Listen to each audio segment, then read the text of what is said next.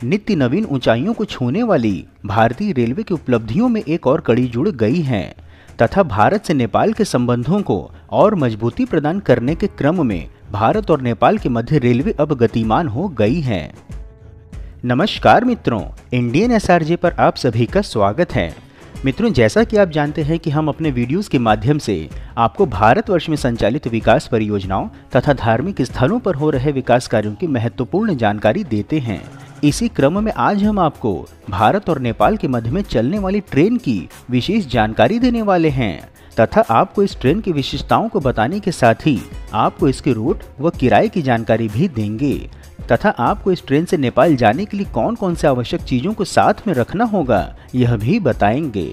तो मित्रों, संपूर्ण जानकारी पाने के लिए वीडियो को अंत तक अवश्य देखें। मित्रों, वीडियो में आगे दी जाने वाली जानकारी यदि आपको पसंद आए तो वीडियो को लाइक व शेयर अवश्य करें तथा चैनल पर नए हो तो चैनल को सब्सक्राइब करके हमारे मनोबल में वृद्धि करें। चलिए वीडियो में आगे बढ़ते हैं। भारत के प्रधानमंत्री नरेंद्र मोदी और नेपाल के प्रधानमंत्री शेर बहादुर देउबा ने संयुक्त रूप से भारत और नेपाल के मध्य रेल सेवा को बीते शनिवार 2 अप्रैल 2022 से आरंभ किया है। आइए पहले आपको हम भारत और नेपाल के मध्य में चलने वाली ट्रेन की संक्षिप्त इतिहास की जानकारी देते हैं। बता दें कि भारत नेपाल रेलवे का इतिहास 85 वर्षों पुराना है। 20 दिसंबर 1937 को जयनगर से जनकपुर धाम होते हुए बीजलपुरा तक नैरो गेज रेल लाइन चलती थी। इस रेल को चलाने का उद्देश्य नेपाल के जंगल से सखुआ लकड़ी की ढुलाई करना था। उस समय भारत में ब्रिटिश का राज तथा नेपाल में राजशाही हुआ करता था।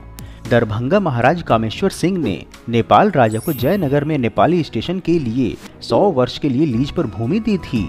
इसके पश्चात स्टेशन का निर्माण हुआ। इस समय अवधि में वर्ष 1961 तक केवल माल ढुलाई का ही कार्य होता रहा।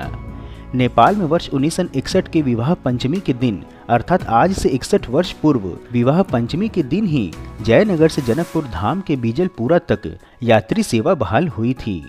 इससे यात्रियों को भी आने जाने में सुविधा मिली।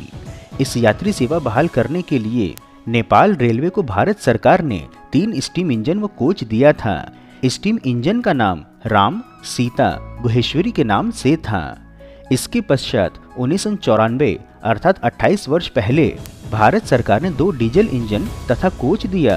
राइट्स कंपनी के इंजीनियर तथा लोको पायलट 1 वर्ष नेपाल में रहकर नेपाली रेलवे कर्मचारियों को प्रशिक्षण दिया था, परंतु इस संपर्क सूत्र को वर्ष 2001 में नेपाल में बाढ़ के पश्चात निलंबित कर दिया गया था। तत्पश्चात स्थिति सामान्य होने पर जयनगर से नेपाल के जनकपुर तक वर्ष 2014 तक नेपाली ट्रेन का परिचालन हुआ। धीमी गति से चलने के कारण लोग इसकी खिड़की और दरवाजे पर लटक करके यात्रा करते थे। बता दें कि भारत सरकार ने मैत्री योजना के अंतर्गत भारत के जयनगर से नेपाल के वर्दीवास तक 69.5 किलोमीटर की दूरी में नैरो गेज ट्रैक को मीटर गेज ट्रैक में बदलने व रेल लाइन बिछाने के लिए 548 करोड़ रुपए स्वीकृत किए थे। यह परियोजना 3 चरणों में बांटी गई है। इसके अंतर्गत जयनगर से कुर्था की रेल सेवा के लिए बीते जुलाई वर्ष 2021 में स्पीड ट्रायल किया गया था और अब इस रेल खंड का परिचालन आरंभ हो गया है। जानकारी के लिए बता दें कि कोंकण रेल कॉरपोरेशन लिमिटेड ने 1600 HP डेमो यात्री रेक के 2 सेट और 2 संचालित रेल सेवाओं की आपूर्ति की है। इस 2 डेमो रेक में नॉन AC कोचों के अतिरिक्त प्रत्येक में 2 AC कोच हैं। ये 2 रेक पिछले वर्ष सितंबर में नेपाल को सौंपे गए थे, जिसे कि नेपाल सरकार ने लगभग 1 अरब नेपाली रुपए में खरीदे हैं। इस प्रकार से वर्ष 2014 तक भारत नेपाल के मध्य जिस सक्रिय लाइन पर रेल चलती थी उस पर आज पहली बार ब्रॉड गेज यात्री रेल लाइन सेवा आरंभ हो चुकी है। भारतीय रेलवे नेपाल रेलवे कंपनी के साथ जानकारी और संचालन तथा रखरखाव प्रक्रियाओं को साझा करने के साथ साथ नेपाल के अधिकारियों को प्रशिक्षण प्रदान करके बीजी सेवा चलाने में नेपाल को पूर्ण सहयोग प्रदान कर रही है। अब यदि आपको इस रेल परियोजना की अधिक जानकारी दें तो बता दें कि भारत नेपाल के मध्य बनी इस रेल लाइन के निर्माण में लगभग 800 करोड़ रुपए की लागत आई है। जयनगर से बीजलपुरा और बर्दीवास तक 69.08 किलोमीटर परियोजना के अंतर्गत पहले चरण में लगभग 36 किलोमीटर लंबी जयनगर से जनकपुरा धाम कुर्था रेल खंड पर ट्रेनों का परिचालन आरंभ हो चुका है। कुर्था से बीजलपुरा तक लगभग 18 किलोमीटर लंबे रेलखंड का भी कार्य पूरा हो चुका है, जबकि नेपाल सरकार बीजलपुरा से बर्दीवास तक 16 किलोमीटर की रेलवे लाइन को शीघ्र ही करवा देगी। अब यदि इस वर्तमान में संचालित भारत नेपाल रेल सेवा के रूट व स्टॉपेज की जानकारी दें तो आपको बता दें कि इसमें भारत के जयनगर से नेपाल के एरनव तक की दूरी मात्र 4 किलोमीटर है। इसके पश्चात एरनवा से खजुली 4.6 किलोमीटर, खजुली से महिनाथपुर 6.9 किलोमीटर, महिनाथपुर से वैदेही 4.4 किलोमीटर, वैदेही से परवाहा हाट तक 3.07 किलोमीटर, परवाहा से जनकपुर हाट तक 7.9 किलोमीटर व जनकपुर से कुर्था 5.4 किलोमीटर है तथा वर्तमान में यह रेल सेवा कुल लगभग 36 किलोमीटर में परिचालित है। ट्रेन अभी जयनगर से कुर्था के बीच चलेगी, हालांकि आने वाले दिनों में इसे बर्दीवास तक बढ़ाया जाना है। आपको इसके मूल्य अथवा किराए की जानकारी हेतु बता दें कि भारत से नेपाल जाने के लिए अब मात्र 12.5 रुपये लगेंगे।